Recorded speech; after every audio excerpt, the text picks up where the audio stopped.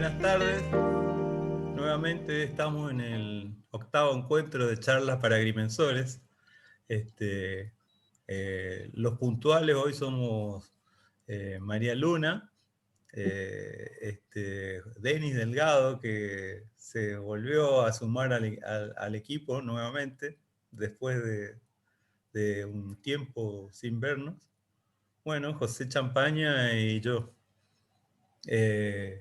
Veníamos conversando sobre lo que fue el cierre de la charla anterior, que por sí estábamos comentando el buen nivel que tuvo, y le decía a María Luna que en 9 meses que hace que está, u 8 meses que creo que está, no, un poco más de diciembre del año pasado, son 10 meses que está disponible la plataforma Google Air Engine. Ella ya le está dando un producto, le está dando un dato, un uso práctico que fue la aplicación para la ubicación de litio para una empresa minera, y que eso es un buen avance. Así que es importante que el soporte o el conocimiento de conceptos de programación, porque Google Air Engine necesita, trabaja básicamente con script, es un concepto diferente al de los GIS tradicionales que veníamos conociendo de antes, donde directamente el dato lo levantábamos. En Google Air Engine se trabaja de una forma diferente. Y que era importante ese manejo, y que justamente le comentaba a ella la experiencia de que generalmente el puesto de trabajo es difícil a veces compartir con un informático, porque no siempre conseguimos, primero no siempre conseguimos un informático que nos entienda. El lenguaje informático es tan difícil para nosotros como para ellos entender de geodesia. Vos le hablas del problema directo e indirecto de la geodesia y ya se dan vuelta y se van porque creen que le está tomando el pelo. Y ni que hablar si le hablas de distintos sistemas de proyección cartográfica cómo hacer la reproyección para poder superponer capas. De hecho, yo estoy en un grupo de OpenStreetMap donde hay 240 tipos que son 240 compañeros que son informáticos, y el problema básico es sacarlos del WGS 84, latitud y longitud. Hay conceptos, hay erróneos. ¿Cómo hacemos para calcular la superficie? Dice, si las únicas coordenadas que tenemos es latitud y longitud. Horacio,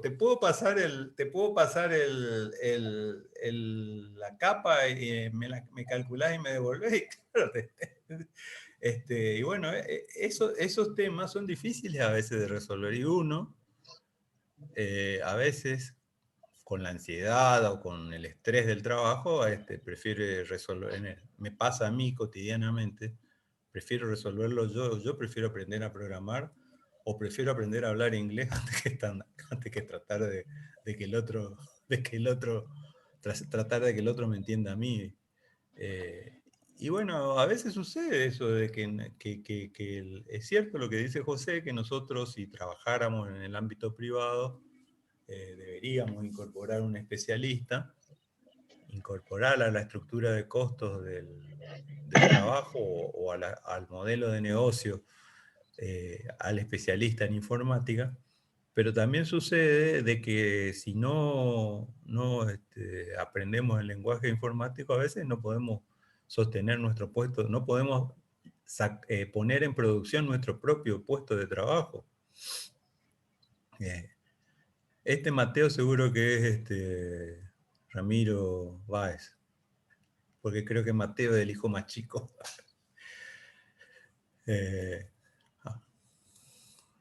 Pero el tema pasa por ahí. A veces uno necesita aprender a escribir código para poder para poder mostrar la producción de lo que uno quiere hacer. Inclusive el álgebra de bandas no es fácil que lo entienda un informático. Si uno necesita hacer, bueno, hablábamos el otro día, el NDVI. Hola Ramiro. ¿Qué tal? Buenas tardes. Ahora cuando apareció con toda la constelación Sentinel, también ahora se empezó a usar mucho el NWI, el NDWI, que es el índice de agua. Y bueno, y hay muchas cosas que a veces nos llevan a trabajar o a conocer, sobre todo en los lugares donde no está previsto o donde no hay un presupuesto para incorporar un especialista en informática. Si queremos sostener el puesto de trabajo y ponerlo en producción, a veces necesitamos recurrir al aprendizaje de algún lenguaje. En el caso de María Luna, el de JavaScript. Y bueno, y a las pruebas me remito. Ella está trabajando en una empresa que hace extracción de litio y lo está usando ella sola, porque creo, según lo que comentaste, no tenés informáticos que te ayuden a programar en JavaScript, por lo menos hasta ahora. No, de hecho el informático que hay es exclusivo en redes, o sea, maneja todo lo que es sistema de redes en la oficina y no programa. Así que está aprendiendo conmigo, digamos. Tiene sus conocimientos, pero, digamos, no programa. Se dedica a otra cosa, al informático que hay, así que estamos prácticamente solos. Bueno, ese era un poco... Hola Aldo, buenas tardes. Hola, buenas tardes. Pido disculpas, pero recién llego del dentista. El martes es el día del dentista. para varios. Bueno, no, estábamos conversando un poco, está haciendo una introducción hoy, Armando dijo que te guarda la charla sobre monitoreo con fibra óptica para una próxima reunión, porque él por un problema familiar no va a poder estar, Aldo. Bueno. Así que estábamos conversando sobre ese tema, estábamos conversando sobre más allá de lo interesante o de lo útil que es aprender a programar para poder poner en producción el puesto de trabajo en estos tiempos.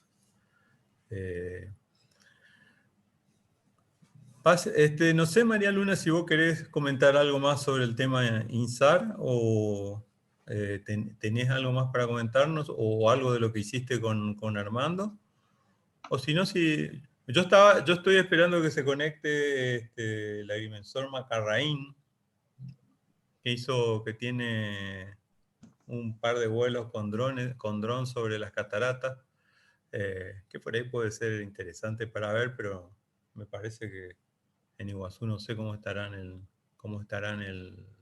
tema de conectividad. Me prometió que se iba a conectar, pero aparentemente Bueno, está si me da difícil. unos minutos, abro unos archivos y les muestro sobre mi tesis. Trabajé sobre INSAR en una cuenca de Catamarca. Bueno. Con respecto a la informática, voy a hacer un paréntesis. Sí, dale, me siento bastante identificado. Esa materia fue, creo que, la única materia que renegué y la di libre varias veces la materia y la aprobé libre. Porque ahí nos enseñaban a programar de verdad, digamos. Teníamos Te cuento, programación por Denny, que Python. todos hicimos programas de verdad. Sí. Mucho Python y al final aprendí bastante a programar, entonces entiendo bastante de algunos conceptos de programación. Algunas veces se olvida uno, pero por ahí practicando, vuelve a ese iniciar, digamos. Si bien yo por ahí en el plan de estudio nuevo que se iba a empezar a implementar en la agrimensura, en la escuela de agrimensura de Córdoba, había acatado que se empieza, si bien vamos a tener informática con toda la parte de ingeniería en lo básico, que se toquen ciertos trabajos prácticos relacionados a algún procesamiento de imágenes o relacionado a objetos, que por ahí uno cuando ya llega a, no sé, a fotogrametría digital, por ejemplo, no tiene que refrescar un montón de conceptos que por ahí no los tiene tan claros. Entonces, que la idea era como hacer un par de trabajos prácticos relacionados, ya que se va a aprender se aprende informática de fondo, digamos. No sé, poner algún filtro, sacar un filtro, trabajar con respecto a la vegetación, al agua, digamos, a ciertos minerales también. Así que lo ¿Vos planteé. estudiaste en Córdoba, Denis? Claro, yo estoy en Córdoba. Yo estoy terminando mi tesis, armando mi tesis a distancia, en forma remota. También orientado a un GIS, digamos, está un sistema de información geográfico, orientado a un sistema de planificación territorial, digamos, yo soy de la provincia de Chubut, de un pueblo que se llama la localidad del Hoyo, donde acá la tecnología todavía no llegó así como a las grandes ciudades, digamos. Todavía está en formato papel, todavía estamos viendo si subimos un archivo a un sistema informático. Y en principio yo lo había planteado de armar un sistema informático web que se pueda visualizar, digamos, y tomando varios ejemplos, como la Municipalidad de Corrientes, la Municipalidad de Colonia Carolla, que, bueno, ni hablar del CID de Córdoba, digamos, que creo que el que tiene más vanguardia a nivel nacional. Y tomando esos conceptos, lo planteé en la municipalidad de donde yo soy, digamos, y lo consideraron que, bueno, que era viable. Y charlando también con otros funcionarios de otras municipalidades vecinas, también les gustó el proyecto, así que estamos en tratamiento y charlando y avanzando. Lo que por ahí están los bancos de datos, están en diferentes organismos. La idea es vincularlos entre organismos públicos y privados también, y ese entrelace de datos que les sirva tanto a los organismos como también al público en general, digamos. Yo lo que quería retomar o plantear de la idea o de lo que se habló la charla anterior, es retomar una idea que había planteado Champaña sobre que el agrimensor, digamos, la escritura me parece importante, pero es una herramienta técnica, como ¿La qué, puede Ramiro? ser No te escuché. la escritura, ¿Qué? escribir código duro. Escribir código duro es una herramienta técnica, como aprender a usar una estación total, un GPS. Es algo técnico. Y creo que lo que planteaba Champaña era una idea de la abstracción, y creo que en ese sentido se mezcla con otra cosa, que es la abstracción del negocio o de la empresa o de la idea de la empresa. Que uno no necesariamente tiene que ser escribir, o sea, yo no creo que la carrera deba enseñarnos a escribir. Quizás al que le gusta que lo haga, pero sí una orientación donde uno tenga el conocimiento y tenga la posibilidad de abstraerse para poder generar algo, o una conversación, o lo que sea, y poder tener el liderazgo sobre un informático.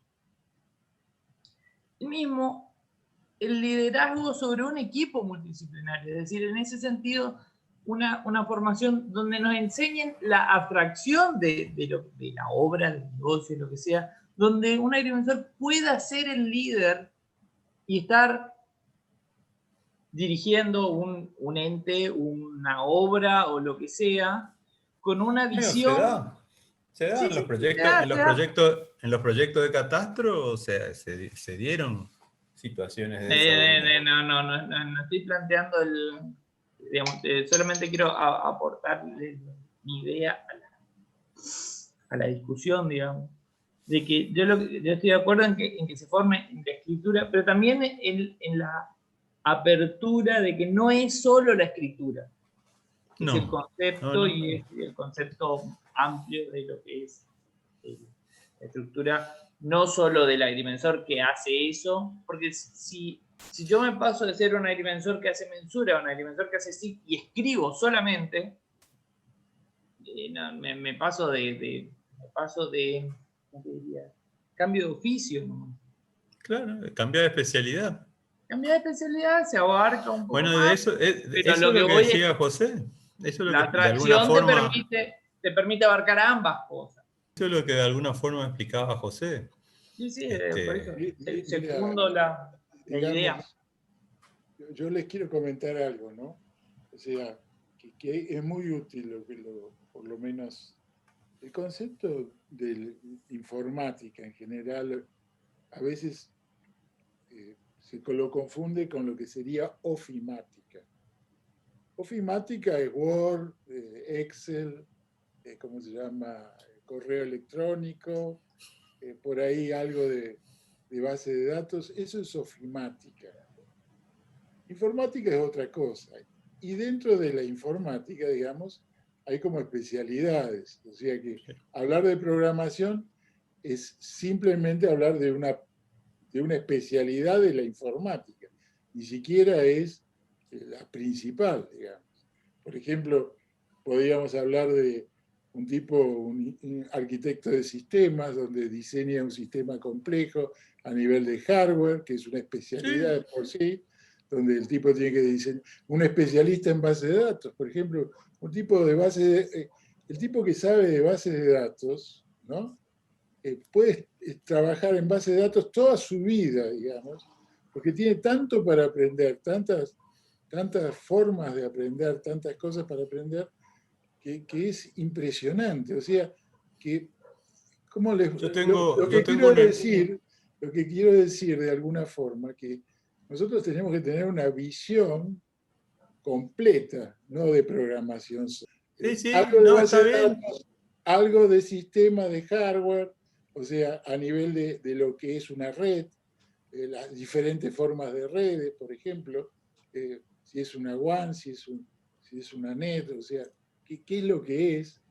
Digamos, lo que son por ahí, hasta te digo, sistemas como es un RTP o un ERP, o sea, es un mundo la informática. Y dentro de ese mundo está la programación. Y dentro de la programación tenés, qué sé yo, 30 lenguajes para aprender. O sea que hay que ser muy, muy, muy claro en esto. Nosotros tenemos que tener una visión genérica para poder charlar, para poder dialogar. Por ejemplo, hay todo un tema, te voy a comentar algo que yo lo estudié mucho. Vos llegás a una institución, un catastro, ¿sí? Y querés saber en qué estado de informática está ese catastro. Hay toda una metodología de auditoría, digamos, de sistemas que te permite categorizar, digamos, el sistema, o sea, saber dónde está parado y qué es lo que tenés que hacer. O sea, es un mundo. Entonces, la parte de codificación o programación es una y es muy importante porque puede ser una puerta que te abra a ese mundo, justamente. Y es muy interesante que te lo abra. Pero pensar, digamos, saber lenguaje, saber ofimática, saber informática, está muy lejos de la realidad, ¿no? Y además, como dijo muy bien Ramiro, hay otra especialidad que también nos está haciendo falta, que es el management. O sea, cómo saber,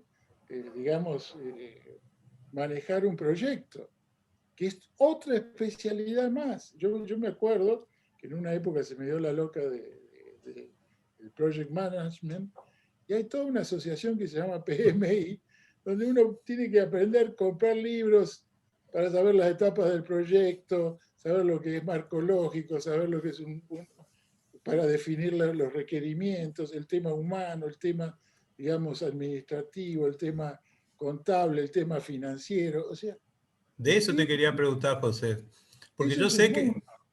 vos lideraste un proyecto, vos fuiste, vos lideraste o fuiste consultor, según me Un acuerdo. coordinador, digamos. Bueno, un coordinador cuando vinieron los proyectos de catastro Sí. financiados por el BID. Bueno, y ese es un ejemplo. Vos fuiste en aquel tiempo, vos no eras programador de base de datos, no eras Pero sabía de base de datos. Bueno, a eso voy, José. Ya, claro. Si vos no hubieses, Sabía de si vos no, programación. claro, Sabía si de vos no hubieses sabido lo que era Oracle, por ejemplo, que era la base de datos que casi Bueno, todos por usaban eso en te digo aquel, que tenés que tener una vos no hubieras visión, liderado ese proyecto. pero no podés, digamos, eso es lo que quiere decir. Si vos me decís la programación para un agrimensor es un momento que hay que hacerlo. ¿Está? Pero si vos lo dijiste por otro lado, si vos te constituís como programador permanente, digamos, te especializás en eso, pero te Sí. perdés toda la otra parte. Perdés la agrimensura. Perdés la agrimensura y la informática. O sea, el tema informático, la teoría de sistemas. Por ejemplo, yo les comento, una de las lecciones más importantes que yo aprendí en mi vida, en una época, y esto lo va a recordar muchos de ustedes, el problema era que no teníamos las máquinas. ¿Sí? Entonces, ¿por qué? Porque costaban un montón de plata. Sí, la Workstation, o sea. Hasta que bajaron los precios. Y entonces ahí lo que nos preocupaba era el software. ¿Sí? Hasta que el software fue accesible y salió el software libre, del cual sos, digamos, un defensor. Y después teníamos las máquinas y teníamos el software, y sin embargo la cosa no funcionaba. ¿Por qué? Porque nos faltaban ¿qué cosa? Los datos. Nos faltaban los datos, después no teníamos datos. Pero ahí tampoco se terminaba el tema del sistema, porque podés tener la máquina, podés tener la, ¿cómo se llama? La programación o el software, podés tener los datos y no tener una organización, o sea, no dar una respuesta a una organización porque no sabés cuál es la problemática de la organización. O sea, lo que sería, si querés llamarlo así, el requerimiento de la organización y el funcionamiento de la organización. Y además tenías eso, conseguiste eso. Y todavía no son exitosos los sistemas. Estoy hablando de sistemas, no de una máquina con una sola persona. Estoy hablando de un sistema catastral o un sistema donde, digamos, es a nivel de una corporación, entendiendo eso por corporación, no lo privado, sino también una institución o con una complejidad de múltiples usuarios. Y al final, llegas al final y te das cuenta que también tenés que saber de recursos humanos, de lo que es el usuario. Es el peor de todo. ¿No? Entonces ahí tenés que aprender de cambio, qué es un cambio en una organización. Y las etapas del cambio para identificar dónde están los muchachos en esa etapa de cambio que yo una vez me acuerdo que esto que le estoy contando se lo comenté lo comparé con el cáncer, ¿no? Y se armó un pelote en un lugar porque había uno que había tenido cáncer, ¿no? Y hay toda una teoría, todo un mundo sobre el tema del cambio, donde primero, digamos, hay que aceptar el cambio, aceptar la informática. ¿Por qué aceptar la informática? Porque la informática cambia los factores de poder. O sea, el tipo que estaba dibujando, digamos, en un tablero, en esa época, ya no pasaba a ser indispensable, pasaba a ser uno más de la organización sin importancia.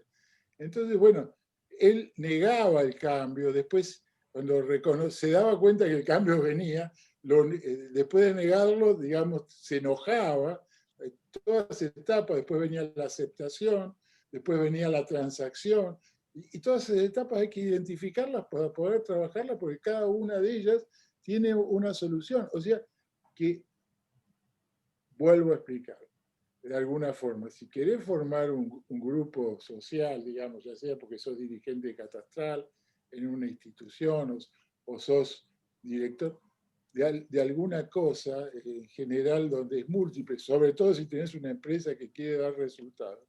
Tenés que saber de todo. Entonces, vuelvo a insistir, hay etapas que tenés que cumplir.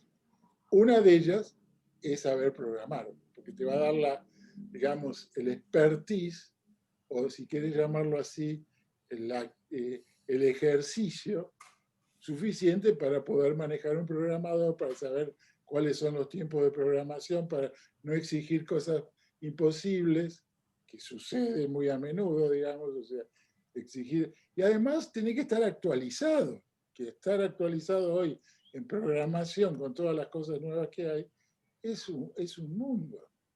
Entonces, a ver, eso se puede enseñar completamente en una carrera de agrimensura. No sé.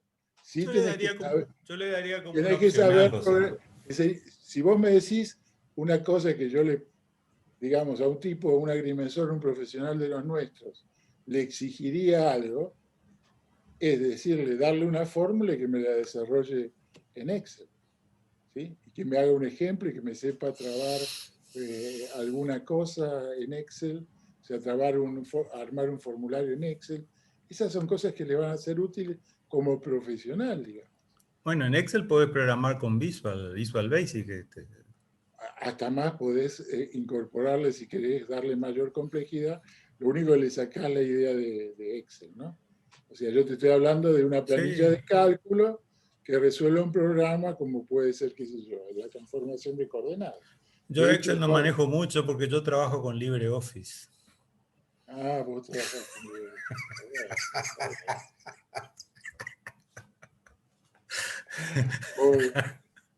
No, José, yo te peleo un poco, José, te peleo. Se refiere a planillas de cálculo, Horacio, son las planillas de cálculo. No, de hecho ahora hay un, Aunque te parezca increíble, yo tengo el Office comprado, lo pago todos los meses. Y yo también, ¿sabes por qué? Porque mi hija y mi hijo me dijeron, papá, el Ubuntu superaron al padre los chicos, eso es muy bueno. Papá, el Ubuntu no usa nadie en la facultad, dice papá. Pues Linux no usa nadie en la facultad, es así que tuvimos que comprar la licencia familiar de Office y de Windows. Vamos a María Luna que quiero aprender un poco de... No, sí, José, ahora que ya estás más contento y te veo sonriente, quiero era simplemente decir que yo veo a muchos colegas que por ahí a veces se quedan trabados en el desarrollo de un proyecto solamente porque a veces no conocen algunos conceptos, por ejemplo, el lenguaje estructurado de consulta o bien conocido como SQL, para hacer una consulta a la base de datos. Y entonces dicen, bueno, pero acá no hay ninguna planilla, dice que te permita ordenar, sacar los datos, y qué sé yo, y a veces es escribir 4 líneas de código o hacer un select from de una tabla, y eso no te puede demorar días, ¿viste? O a veces, por ejemplo, me pasó cuando era director de catastro, me pasó tener que ver gente que hacía 300 kilómetros para pedir un informe catastral a Posadas, cuando lo podíamos hacer, en aquel tiempo también lo podíamos poner en internet y que la gente vaya a la municipalidad y se haga la consulta desde allá. Simplemente eso, o sea, tener nociones básicas, es cierto lo que vos decís, saber de todo, pero por lo menos que en la facultad, que ese era lo que dio motivo a todo este debate, que en la facultad, en la carrera de agrimensura, como bien dijo María Luna, en la carrera de agrimensura, aunque sea como optativo, se dé algunos conceptos de programación. De los lenguajes que más se están usando, Denis dijo, bueno, él aprendió Python, es un lenguaje que se usa mucho,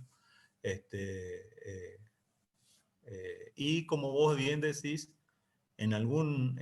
buscar una materia en donde creo que si hay una que se llama información territorial, bien se podrían enseñar conceptos de base de datos,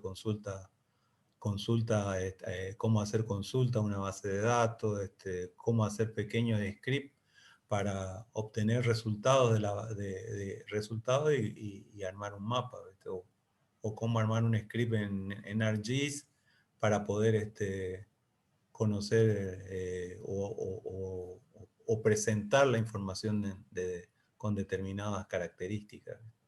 Bueno, yo después de dar muchos años GIS, te comento que con un curso ya no basta. O sea, no podés explicar, o sea, para explicar GIS tenés que empezar desde cero, digamos. Decime a mí, yo hice como... no solucionás nada, ¿no? Menos saber base de datos, saber alguna otra cosa. Pero bueno, pero sí hay que darles. Ahora, también una cosa que por ahí, digamos, yo creo que hay que enseñar o tratar de marcar. Bueno, eso que yo les comentaba, tener hambre, porque uno no nace sabiendo. O sea, yo no nací sabiendo, digamos, o sea, que quede claro, ¿no? Y aparte, digamos, cuando uno avanza un poco se da cuenta que sabe, o sea, que antes consideraba que sabía, ahora sabe que hay un montón de cosas que no sabe. No sé si me explico, porque uno de los problemas que tenemos los argentinos es que creemos que la sabemos. Y lamentablemente cuando creemos que la sabemos, como siempre digo, digamos, es un tipo de ignorancia muy fuerte que es negarse a aprender, ¿no? O sea, cuando uno cree que sabe, digamos, se niega a aprender. Y eso es una ignorancia mucho más importante que, digamos, no saber, ¿no? Digamos, hay que perder la humildad, siempre hay que aprender. Siempre hay mucho para aprender. Sí. Entonces, pero para aprender, para tener ganas de aprender, hay que tratar de ser un buen profesional. O sea, tener ese espíritu de aprendizaje que tiene el profesional, en serio, digamos, que tiene hambre de conocimiento, como hablábamos, o hambre de superación, o hambre digamos, de conocer otras cosas, qué sé yo, en un múltiple mundo, ¿no? que existen. Yo creo que hay que tener ese espíritu de aprender, esa vocación de aprender permanentemente, no quedarse con lo que uno sabe, ¿no? Vos sabés que algo que ayuda mucho a desarrollar la vocación de aprender es las ganas, cuando uno ve que hay alguien que necesita. Cuando uno trata de ayudar a otro, a veces Claro, sí, termina aprendiendo aprender algo a nuevo. aprender, ¿no? Sí. Aprender a aprender. Aprender a aprender es uno de los temas por ahí claves, ¿no? Aprender a aprender es interesante. Digamos, tratar de buscar la búsqueda permanente del aprendizaje. Si no sé algo de base de datos, me pongo y empiezo a buscar, ¿no? ¿Qué es lo que hay? Y más hoy con la facilidad que hay, ¿no? Con la facilidad enorme que hay de encontrar todo, ¿no? Entonces, bueno, eso hay que hacerlo. Bueno, José, tenemos que aclarar que todo esto que armamos era para darle tiempo a María Luna que prenda su computadora, encuentre su tesis. Vamos a María Luna. Sí, ya lo tengo preparado, ya está. Vale. Ya lo encontré. No, básicamente, a ver, les comparto, si puedo compartir. Ya. Los voy a introducir. Esto es Catamarca, digamos. Vamos a poner así, Google. Esta es acá está el valle, digamos, de Catamarca, la ciudad. Este es el Cerro de Ambato, y mi tesis se basó en este sector, tanto en la cuenca de Pipanaco como en la cuenca del Valle, porque en el 2014 acá hubo un fuerte alud que bueno, murió, digamos, una de las principales zonas más de la Villa del Rodeo, donde tomó por sorpresa a muchos habitantes y bueno, murieron como 20 personas de un sector, que es por acá. Y del otro sector, de este sector, solamente murieron 2 personas, pero también estuvo muy afectado por todo lo que fue la luz. Y a partir de ahí hicieron muchos estudios y avances, y bueno, más que todo geológicos, y una de las principales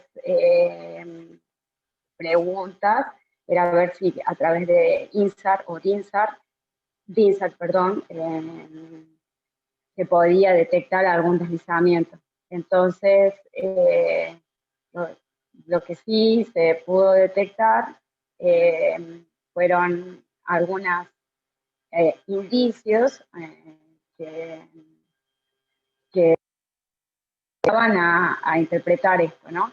Este es uno de los primeros interferogramas, donde no se ve prácticamente nada, es puro ruido, pero sí se puede ver, digamos, la forma de la topografía de lo que es la cuenca. Cabe destacar de que, bueno, yo usé imágenes multitemporal de apertura sintética, radar, desde el 2015 al 2017. Fueron 40 imágenes que se compilaron y a partir de ahí se realizaron interferogramas. Luego, con una serie de algoritmos, pudimos detectar zonas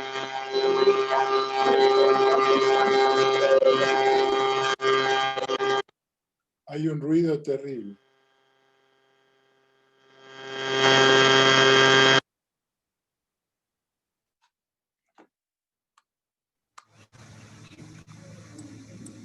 ¿Me escuchan mejor ahí? Ahí. Ahí está, perfecto. Bueno, básicamente lo que se ve en rojo son pequeños deslizamientos. ¿Cómo? Una consulta. ¿La idea de este trabajo fue analizar la situación previa al deslizamiento para ver si... No.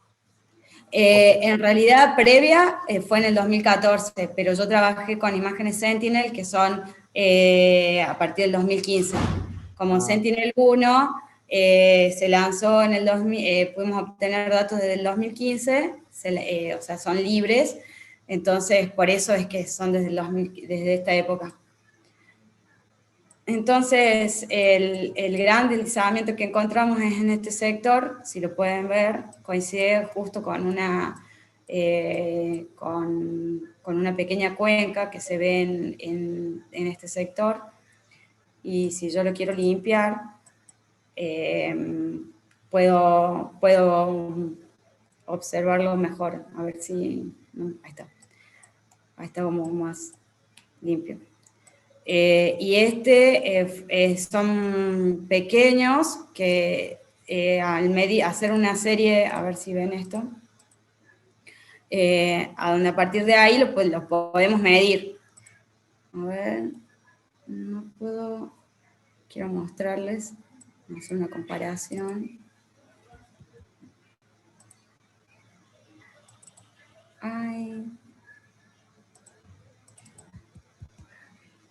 No sé si ven ahí el cuadro de velocidades, no lo ven.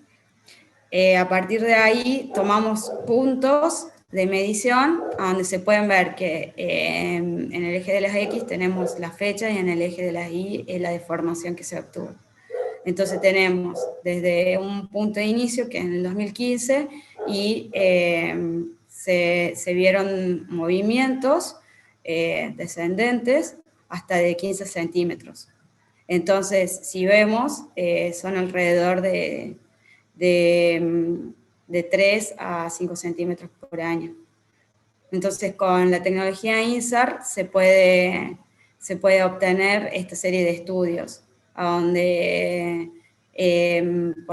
con teledetección, digamos, con imágenes radar, podemos tener una serie de conocimientos en lo que es en esta cuenca y estudiarla mejor.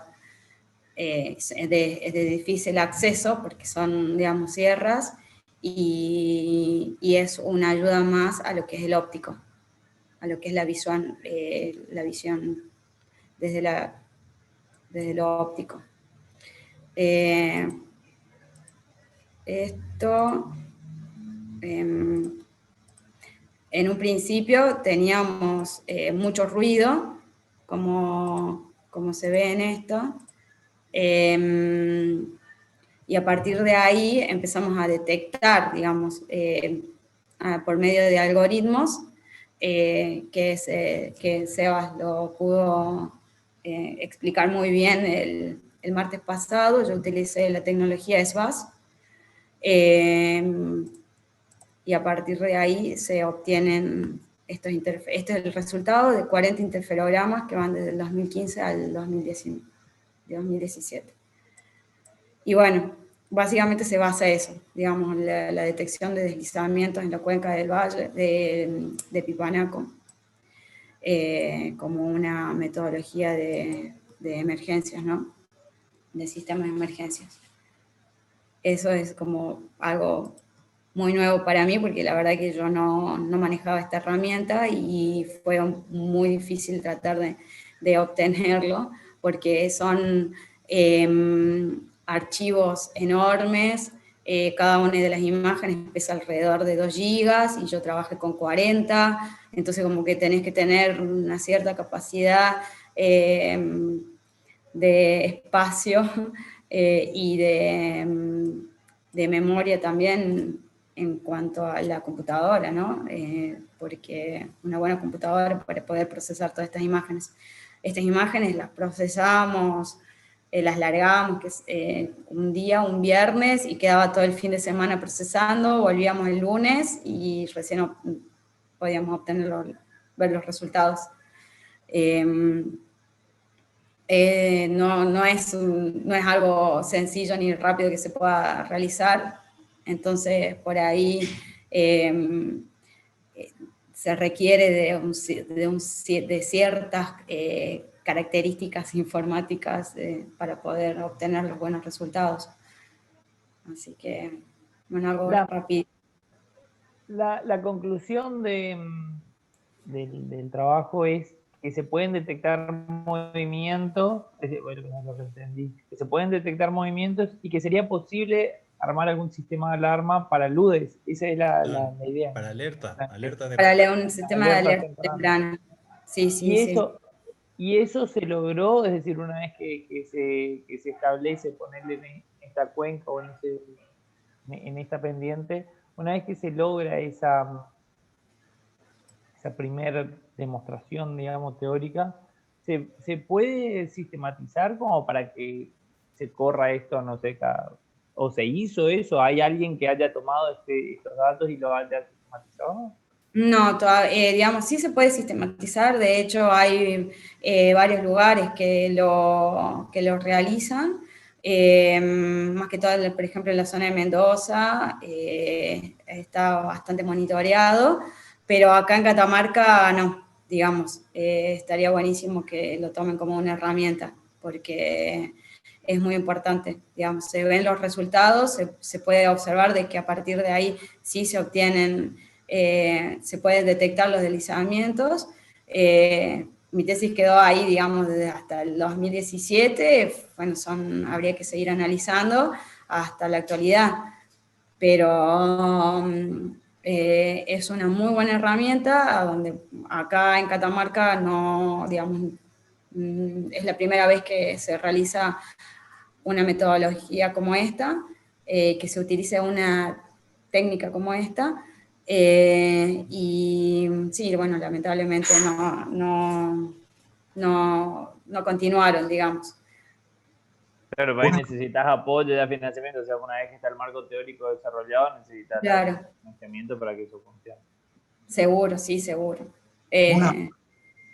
Una pregunta que surge de mi ignorancia.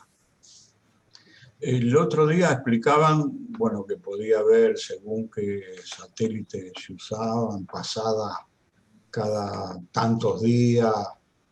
Sí. Ahora, la pregunta mía va a otra cosa. ¿Cómo identifico yo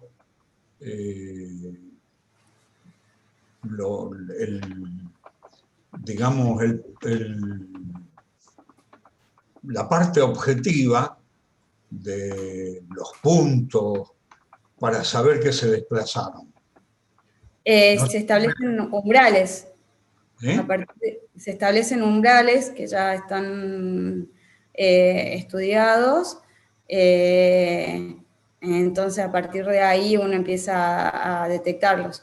Por ejemplo, yo tenía antecedentes previos, sabía de que en ese sector había deslizamientos, primero porque hubo una luz, y después se estudió bastante con imágenes ópticas. Entonces, yo sabía... una es los antecedentes y lo segundo es establecer los umbrales para poder detectarlos. Obvio que lo hace un especialista y como por ejemplo, bueno, mi director de tesis es como la referencia acá en Argentina y ella tiene experiencia en eso, entonces de la mano de él pudimos establecer todos estos umbrales para detectarlos. ¿A eso preguntas? Pero ¿cómo yo sé que determinado punto se corrió 15 centímetros?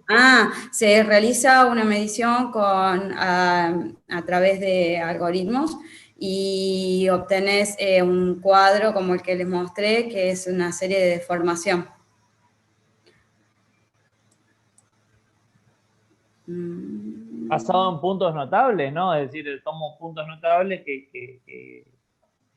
o coordenadas donde creo que Claro, tendría que sí, estar seguro. acá, y en esa coordenada, en la segundo juego de imágenes, hay una diferencia de 3 centímetros y es a dónde.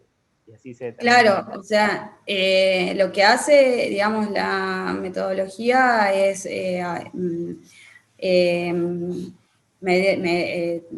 determinar el deslizamiento que hay entre una pasada y la otra, entre un tiempo y el otro. Entonces, a través de esto, vos ya podés detectar y decir, bueno, sí, acá no se movió nada, acá sí se movió, y bueno, así como que lo medís, digamos, a partir Una comparación respecto de un patrón inicial, sea cual sea. Claro, si ustedes pueden observar, yo tomé como mi punto inicial la primera imagen del 2015, digamos, o sea, ese tomé como mi punto de referencia. Y a partir de ahí yo empecé a medir el deslizamiento. Está bien, Por pero eso es que yo no tengo materializado puntos en el terreno. ¿Cómo es el procedimiento para poder suplir esa cuestión? Bueno, es muy importante tener un modelo digital de elevación un modelo digital de elevación, porque a partir de eso vos realizás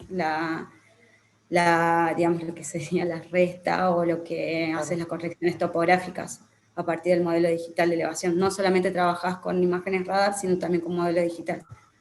En este caso yo trabajé de un con el primer SLTM. dato, a partir de un primer dato 0, que en este caso sería 2015, para una coordenada X, cualquiera sea, Claro, yo acá está la espero coordenada. obtener Claro. esta respuesta. Y en la segunda imagen me da una respuesta que se desliza 3 centímetros, y ahí esos son los menos 3 centímetros.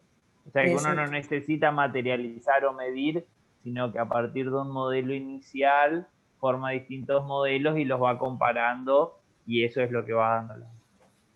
Claro, exacto. Los deslizamientos. Esta es, digamos, un cuadro, una serie de formación de un punto específico. Acá tengo unas coordenadas, serie de coordenadas, una posición en un punto de referencia, y ahí mido. Entonces ese va a ser mi punto de referencia y obtengo este cuadro de deslizamientos. O sea, en ese punto hubo 15 centímetros en 3 años. Eso es. Exacto. El punto 35 tuvo eso. Ese es el análisis así van armando testigos, digamos, y a partir Claro. de eso Yo van no midiendo. tengo identificado en el terreno del punto. El análisis es un análisis de desplazamiento de la masa, no de cada punto. Claro. Supongo, Claro. ¿no? Insisto, hablo desde la ignorancia, ¿no? Claro, claro. Igual lo que pasa es que lo que hace es estaquear todas esas imágenes, que es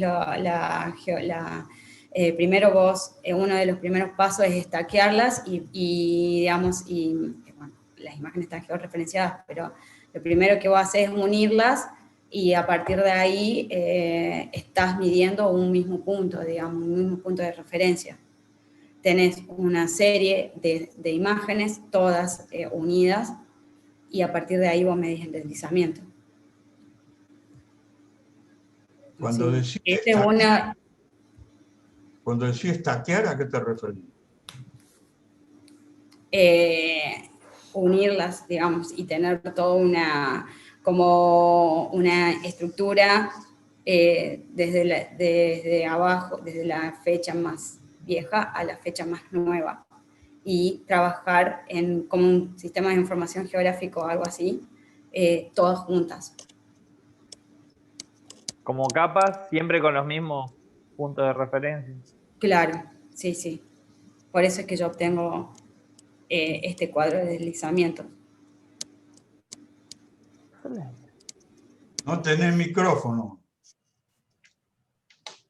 Una pregunta. Cuando digamos, la evaluación del deslizamiento, ¿se hace en X e Y o en Z? No, en X, en realidad es en Z, digamos, porque vos tenés hacia arriba y hacia abajo, y en X e Y también el posicionamiento, porque el mismo punto ese que yo estoy determinando se corrió, digamos, en este caso, 15 centímetros hacia abajo. O sea, estoy midiendo un mismo punto en, digamos, una diferencia en la variable Z.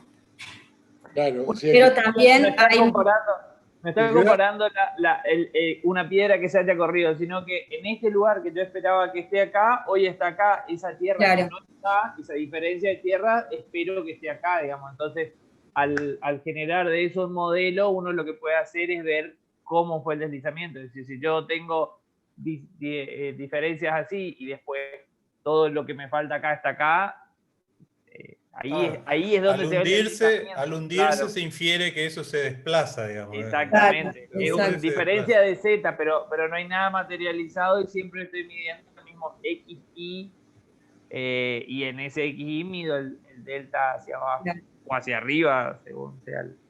Claro, sí. En este caso sí, digamos, por la geología y por los antecedentes se midió ese deslizamiento, o sea, hacia arriba y hacia abajo. Pero, por ejemplo, también se utiliza INSAR para medir, por ejemplo, en los volcanes, cuánto difieren desde un inicio a cuando están en principios de erupción, y ahí sí también se mide el X y el Y. Pero en este caso solamente yo medí Z, digamos, porque me interesaba medir el deslizamiento en sí. Por eso.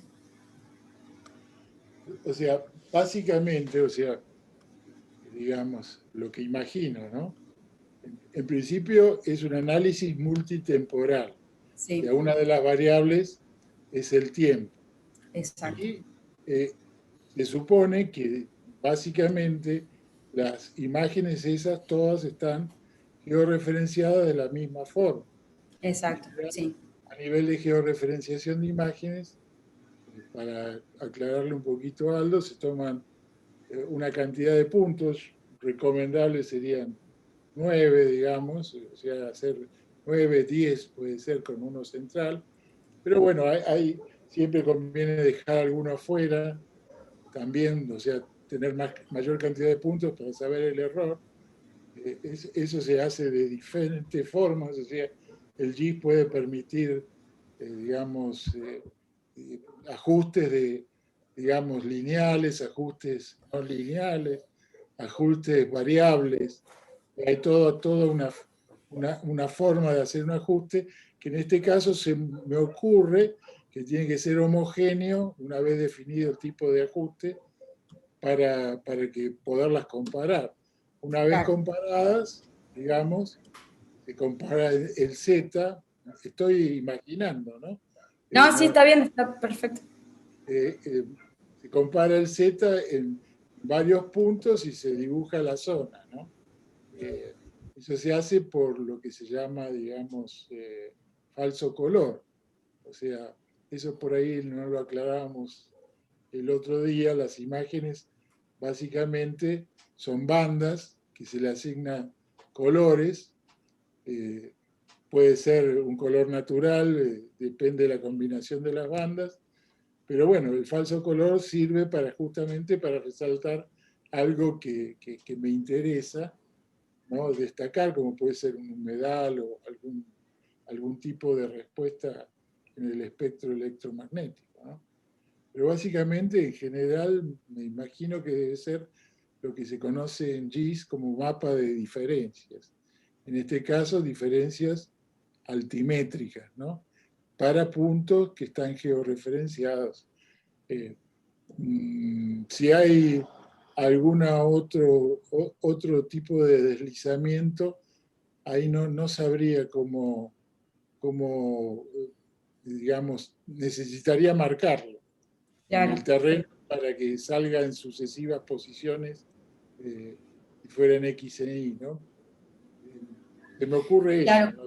Cuando ya trabajas como en lugares más precisos, como por ejemplo en una mina de metalúrgica, donde siempre trabajan a cielo abierto, ahí se tienen puntos de control y está mucho más medido, digamos, se tiene un control mucho más preciso y se toma puntos de control específicos en lugares donde vos decís, esto lo estoy, aquí sucede algo, acá, entonces esos puntos de control están perfectamente georreferenciados. En este caso, al trabajar en cuencas... acotados también. Claro, también.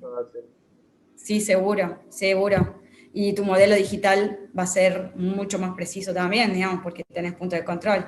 En este caso, al trabajar yo en una cuenca, digamos, en sectores donde es difícil de acceder, no tengo puntos de control más que mi modelo digital calibrado. Trabajé con el modelo digital del IGN y las imágenes georreferenciadas. Es una herramienta más como para un análisis de alerta temprana. Si yo quiero trabajar con algo más preciso, sí voy a tener puntos de control y un modelo digital mucho más preciso, digamos. ¿Cuántas escenas llegaste a usar ahí para el trabajo este? 40. 40 escenas del... Desde ¿de qué el satélite? Del Sentinel. Sentinel 1. Ah. Es de imágenes radar. ¿Qué pasa cada 15 días? Por cada corte temporal tenías una escena. Claro, cada 15 días tenía una escena. Sí, sí. O sea, desde el 2015 hasta el 2017, diciembre del 2017. Así. Que es el periodo, digamos, a donde yo realicé la tesis. Donde hice Equipo interesante un equipo interesante de tener para procesar. Sí, de hecho no las procesé con mi computadora, sino que con las del instituto, donde están, son computadoras muy específicas para realizar esto, así que... ¿Eso es una tesis de posgrado? Sí, de la maestría. Una tesis de la maestría en la CONAE, en la Mayer. Trabajé con el mismo equipo que trabajó Sebastián. O sea, mi director de tesis es el mismo que trabajó Sebastián, por eso justo coincidimos. Digamos, yo hice referencia a su tesis también. Me basé en su tesis. Así que, por eso o sea, para trabajar con estas imágenes, imagínense que cada escena pesa 2 gigas, claro. Así que tuve que comprar un disco de 4 teras para poder usarlo y tener todos los datos aquí, porque la verdad que mi tesis nomás tiene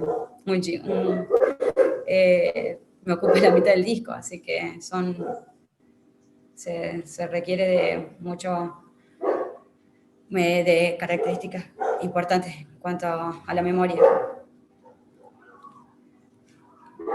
Mucha RAM, ahí hay que usar mucha RAM. Sí, para procesar sobre todo mucha RAM y una tarjeta NVIDIA de no sé cuánto. Sí, en realidad no es tanto la placa de video, sino tener un buen disco de estado sólido, digamos, para que te procese rápido. Después, sí, las imágenes, digamos, verlas con un software específico de imágenes satelitales de radar, como por ejemplo Envy en ese caso, funciona muy bien. Y hay un software de acceso libre que se llama Snap, que es de la ESA. De la ESA. Sí, ese ahora mejoró muchísimo, pero ese para hacer interferometría es como medio pesado, o sea, es bastante amigable, pero no podrías procesar 40 imágenes. Entonces sí utilicé un lenguaje que se llama IDL, que es propio de Envy, y ese código es un código que ya está estudiado y bueno, procesaron muchas imágenes, hicieron muchos procesamientos en varias zonas. El equipo de Pablo Uliades se llama, en Mendoza, CEDIAC. Y es un código que el IREA, se llama el Instituto de Relevamiento de Italia, se lo cedió a los chicos porque, bueno, ellos participaron en la elaboración de ese código también. Así que, bueno, no programé yo, pero lo corrí a partir de ese código, digamos. Lo único que hice fue ponerle mis variables y utilizar ese código para procesar. Porque si no, no podría procesar en un software de acceso libre, digamos. Gente, yo tengo un compromiso familiar, me tengo que retirar. Agradezco, como siempre, la predisposición del grupo y la charla. Así que me retiro hasta el próximo martes. Nos vemos. Hasta luego. Como siempre un gusto, muy, muy interesante, muy amable. Chao, hasta luego, Ramiro. Chao. El muchacho Macarrain también me acaba de mandar un mensaje que tiene un problema. Hoy es el día de los problemas familiares de los colegas. Las chicas tienen clases y los varones tienen problemas familiares. Así que tenemos una asistencia reducida. Aldo, ¿viste Aldo? ¿Viste Aldo que conseguí el libro? A partir de tu cuadro conseguí un libro. Fíjate vos qué tema. Mirá, José, mensurar la tierra para controlar el territorio en América Latina, del siglo XVIII al siglo XIX. Hace 2 años que lo tengo. Bueno, ¿sabes por qué ¿Sabes por qué estaba buscando No, yo tengo también hace un par de años ¿Sabes por qué lo andaba buscando? Porque con una historiadora acá de Posadas empezamos un trabajo que se llamaba Historia de la división del suelo de la ciudad de Posadas. Y yo quería encontrar cuál era el origen de la vara, ¿viste? De la vara que se usó para definir las cuadras acá. Bueno, en este libro lo encontré. Bueno, te comento La que hay... vara del Río de la Plata. De las varas. Las varas, ¿sí? Sí, bueno, la que se usó acá, porque viste que estaban la vara de Burgos, la vara castellana, la vara, bueno, no sé cuántas. Bueno, pero después, y ninguna coincidía con la que se usó acá en Posada. Bueno, dije, Está la vara rosarina. bueno, la vara del Río de la Plata. Bueno, ahí, Aldo, este libro es de Prohistoria, una editorial de Rosario. Y habla, vos que decías que Rosario no fue fundada, habla como que Rosario es una continuidad de la capital federal. El barrio más grande, dicen que el barrio más grande de la capital es Rosario. Lo compré al libro, todavía no me lo ¿Sí? mandaron. Sí, viste, quedaban 3 ejemplares. Vos sabés que ese me lo recomendó Leonardo Ibáñez. Y lo empecé a leer, pero no lo terminé, la verdad que no. Digamos, es interesante. Les comento de medidas antiguas. ¿Sí? Hay un agrimensor de Córdoba que trabajaba en Catastro que hizo 2 o 3 artículos que están en el profe José, estaban en el sitio del En el agrimensor. agrimensor.net. Claro, ahí estaban y bueno, ahora como no está funcionando, estamos en un proceso digamos, aparentemente se lo vamos a dar a los chicos, a los estudiantes de agrimensura, el dominio, todo para que lo puedan hacer, vamos a ver si lo aceptan. Y bueno, pero ahí hay, en el profe, yo lo puse en el profe José, el agrimensor se llama Feijó, es un hombre grande ya, pero tiene un trabajo muy, muy interesante sobre medidas antiguas, ¿no? Sí. Les comento que es uno de los archivos más bajados del sitio mío, ¿no? O sea, impresionante la cantidad de gente que busca eso. Y él hizo uno y tuvo tanto éxito que se entusiasmó y hizo el segundo, ¿no? Creo que los dos están en el sí, cuando tengan alguna duda sobre medidas antiguas, está bueno ese libro, esos trabajos, ¿no? El Cacho Feijó, un personaje fantástico, digamos, de la agrimensura de Córdoba. Bueno, muchachos, muy interesante la charla de hoy. Otra vez María Luna nos dio una lección Sí, de hermoso. agrimensura moderna. Y Excelente exposición. Sí, uno aprende mucho porque toda esta tecnología yo no la desconozco realmente. No. Totalmente desconocida.